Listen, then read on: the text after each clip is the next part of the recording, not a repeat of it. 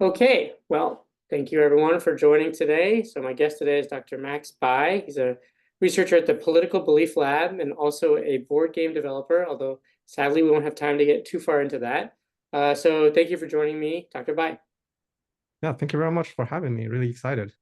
So we're going to talk a little bit more about your research on these two forms of dehumanization, but I'd like to start all of these a little bit more broadly, and you can just walk us through what are the general questions that guide the research that you do. All right. So broadly, I study what people think about the society, and uh, a lot of them are just focused on some of the most hot button social issues, racial tension, polarization, extremism, and more recently, the rise of AI and how that might polarize the society and contribute to the discourse of how we talk about everything, including politics and polarization. So yeah, that's where I'm at. Yeah. Okay, so yeah, I mean, clearly relevant to many of the issues that we discussed in this course. I'm going to circle back to this question about AI later. But thinking about specifically this distinction between mechanistic and animalistic dehumanization, could you give us a peek behind the curtain and tell us about how you became interested in and conducting research on that particular issue? Yeah. So I started thinking about this really from my personal experience. When I was a grad student, uh, in one of the courses, I think we read about dehumanization. And in the prevailing framework, and most of the way that we think about dehumanization is particularly in the racial context, is to think about how people are similar to animals, the apes. So a lot of us know about the ascent of a man's scale. So like asking people to rate how a target is similar to a really primitive ape versus a human, and the big findings from there is that like African Americans are often likened to animals. Um, but there's like a couple of issues in there. One is that like if we dive deeper into the data from that paper, we see that like East Asian people are actually rated to be closer to human than a couple other racial groups. In the original study, they didn't dive too much deeper in there. And the other part is that just the perception of Asian population, a lot of research on this regard, it's just like conceptually and theoretically, it doesn't really fit into the dehumanization framework. And that probably me to think about like, okay, does it just mean that Asian people do not face dehumanization? Or is it just that the framework of dehumanization like need a little work to accommodate all these findings about the stereotype and perception of Asian people? So that combined with just a lot of personal experiences, like clearly I'm an Asian person, and I grew up in China, and like all these stereotypes about how Asian people are now creative, are sort of like just like a sort of like good at like the manual things, but repetitive, but not really sociable and hard to be related to, and not as emotionally enthusiastic about anything. So all these things like I observe it from how people interact with me or talk about other Asian people, and so it's just like all these I would say observations, and that probably also count as data, just like is telling me the prevailing theory. There's something missing in there. So all of these kind of just like propel me to pursue this line of work and think about how dehumanization, these two form, are differentially applicable to Asian and Black people. Right. I mean, I think that that comes through very clearly in your paper and your work, where we can recognize the impact of these kind of ascent of man scales, but they are focused on one form of dehumanization. In fact, your interview this year means that we're not going to get to Dr. Noor Katili, who would normally be the guest today, but your paper came out and I thought it was such a worthwhile extension of that research to show that dehumanization is a much more multifaceted construct, and we can think of it in a number of ways. And it's great to think about it in the ways that Noor does it, but there are other, maybe perhaps more subtle, or at least not top of mind ways that we can explore it. And you've done that through this kind of mechanistic form. Um, we use these interviews as an opportunity to get people to maybe speculate a little bit, even if it's not within their direct area of expertise. But relative to everyone else that we're going to talk to, you know a lot about this topic. And one thing that came up thinking about this issue was how, especially the mechanistic form of dehumanization, how you think that association gave came about in North American contexts, and how do you think it might change or not in the years to come? Well, I think, yeah, this is a very good question. Like, why do we have this demarcation where Black people are animalistically humanized versus Asian people are dehumanized, like, mechanistically and likened to machines? In the paper, I also provided a couple of speculations, and I think a lot of it has to do with the socio-historical context regarding how Black people and Asian people come to the North American society and become integrated, and how they are segregated into the post-industrialized society. Like, for example, Black people are a lot of them came to the North America as by the slave masters and the slave trade. So in the beginning, a lot of what they were doing are the manual labor to replace what animals would otherwise do, like in the field. So there it provides a lot of like contextual similarity with like how Black people are animalistically dehumanized. But whereas Asian people, a lot of like there's a lot of factory workers where Asian people are in there, particularly in East Asia, and so there's like a lot of mental association there, and also a lot of early East Asian immigrants that came to the United States that are doing like the manual labor, not necessarily in the field, but like in factories and doing the things that are either replacing or complementary to the rudimentary machines. So I think that also complemented that. Then there's also this like a sort of like positive stereotypes that Asian people are good at the mathematic computation or whatever, all these things I would see them on the news and on the media, like the parody about that a lot. And when we're thinking about like a machine, when we're thinking about someone good at calculating, and then we tend to just like imagine them as a so that's like a AI machine that doesn't have any emotion capability, and so there's a lot of that in there too, I think. Right. So to kind of jump off something you were saying there, and to historical situations that specifically brought these types of immigrant groups over to um, the North American context, kind of creates this maybe association between these two forms of dehumanization. We talk in this class a lot about self-fulfilling prophecies or reinforcing cycles. So there's clearly this kind of the roles provided to Black and Asian people within the North American context creates this association and this expectation within our minds. And then probably as you show in your data, that then when people have this stereotype, they're more likely to reproduce it when it's time to judge other people or when it's time to choose what's most appropriate for them, right? So you think it's kind of this reinforcing system, right, between the occupations that people have been put into and the fact that we have this stereotype that then it reinforces itself in the future. Can I get Yeah, you to agree exactly. with me that it's bidirectional? Yeah, exactly. And I think this is just like many other social phenomena where different demographic groups are segregated into different segment of the society. Like here, like there are the expectation of how Asian and Black people are like, and there's also a lot of the systematic, like the current system level level things in the society that just like keep different racial population in their respective domain. And frankly, there's also the internal force on that too. Like in my data, I remember seeing there was a lot of just open-ended responses from Asian and Black people who is describing how they're experiencing the dehumanization experiences they encountered.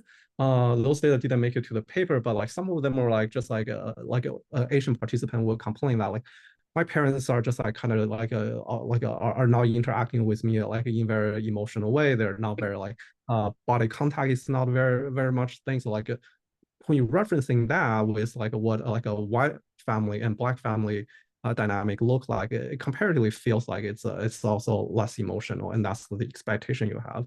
And then there's also again like I'm kind of just like stretching out a lot of like other things that are speculative here too, but like and also like the way Asian population that well particularly East Asian population um family dynamic like look like it's like the parents have like high expectation of their kids, and usually in the East Asian culture the way parents expect like the way parents expect their children to become successful is to get into some stable career that requires some high level of technical skill and expertise.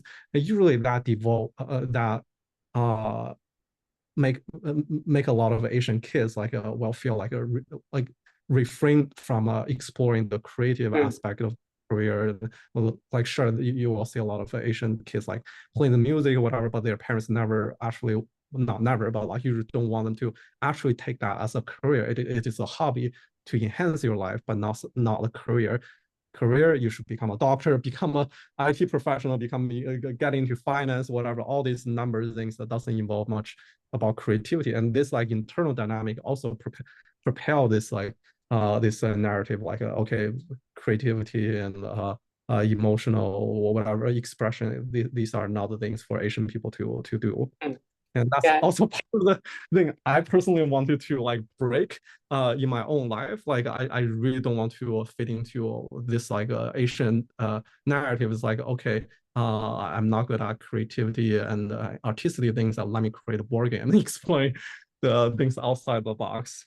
Yeah, I mean, jumping off of that, I mean, it sounds like this is a rich area of research. And so either from you or from someone else, is there one specific form that you'd like to see this kind of broader area of study take in the years to come? Are you talking about studying the development of these associations among kids? Are you talking about parent-child interactions? I imagine you could take this a number of really interesting directions. And which one do you think is going to be the most important to you? Oh, that's a very good question. Um, this is not entirely related to Asian population itself, but like just broadly about racial segregation and racial tension in the society. Um, I think okay, this might be an overgeneralization too. Like I think we like the field of social psychology and probably even sociology too. Like we know a lot about the uh how people expect different racial group to look like and how they have this stereotype and apply them when they're judging people. But I think there's like a still more need to learn about like how uh people develop this stereotype and internalize it from the racial minority perspective. And also I think there's a growing interaction between the racial identity and the political identity too.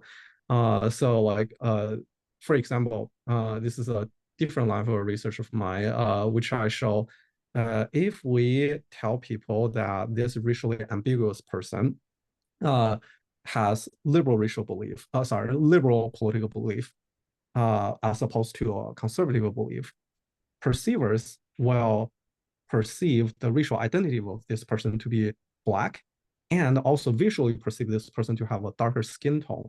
If we they are told this is a liberal person versus conservative belief, like that essentially just tell people like what is in people's mind about politics matters more than how their physical characteristic look like, and sometimes it can even override it. And like I'm curious like how people like and we know that in the next like there's more and more interracial marriages, and like some projection shows that like in just a couple of decades like the default racial category in America will look like how it looks like in Brazil. Everybody are sort of like a multiracial in some way. But at that point, like what is going on in people's mind, whether it is a political belief or racial belief, how they intend to socialize themselves, I think these things can matter more. And I think this is a really, really cutting edge line of research that just like massively waiting for people to explore. Very well put.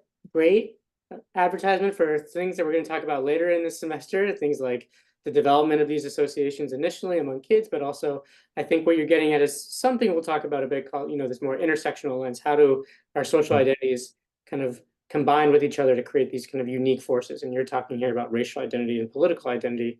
people can use that political identity to navigate these racial judgments. Yeah. I think that you're right. This is a really emerging part of the field. I think with my last question here, I wanted to talk a little bit more methodologically about you. I have to say, someone who's maybe on the older side of things, I'm not as cutting edge when it comes to the use of AI. And in your paper, you really have some entire studies that are really using AI almost as if it were the participants, right? To get the ask ChatGPT to do the codings of the extent to Yeah. which professions are more animalistic versus mechanistic, or these crimes, for example. Yeah. So what do you think is the future of using this type of AI to conduct actual psychological research? Yeah, I think there are two, like, let's just focus on psycho research itself. I think there are two main ways people are thinking about using it. One is like, let's just simulate participants' response of pretending AI are human. That side, I'm still remaining a little skeptical. Like, after all, the data coming out of AI is trained like from human generated text, which like is from human, but like it doesn't always necessarily, how do I say that? Like it doesn't just like directly tell you exactly what people are thinking. And like today, now, like things could have a huge delay. You're not really documenting exactly what is happening right now, and there could be just like a lot of guesswork in there. But then there's another way of using it, just like using AI to code things, which is how I did it. Essentially, there are a couple of studies where I need to measure the some kind of characteristic of something that already has like uh, has a value that's coded by human, or something that is just reflecting the actual segregation in the society. Like at that point, like I need another human to provide an objective rate, sort of an objective rating on how mechanistic like a job is, or how animalistic dehumanized a job is.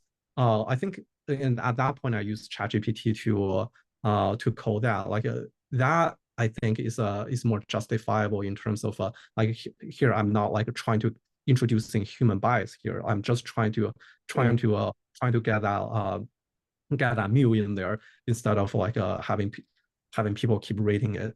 So I think like that way of using AI has a lot of potentials, and like if I'm reviewing paper, like I'm all supportive of it.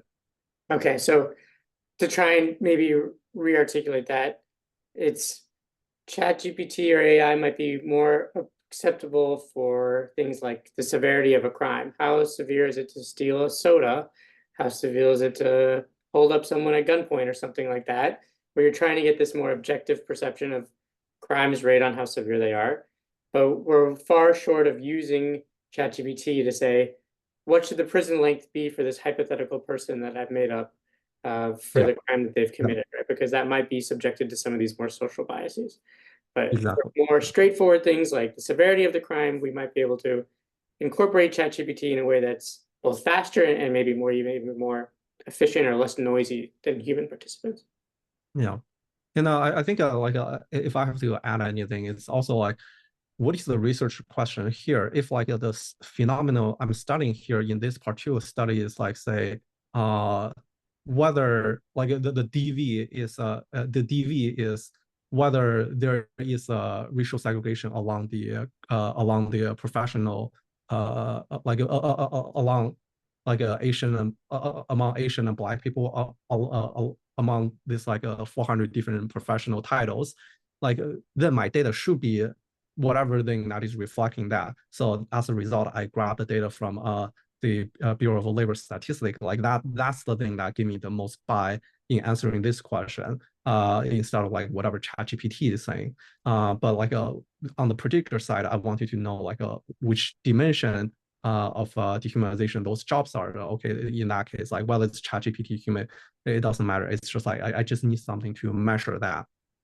Okay, that Yeah. makes sense to me.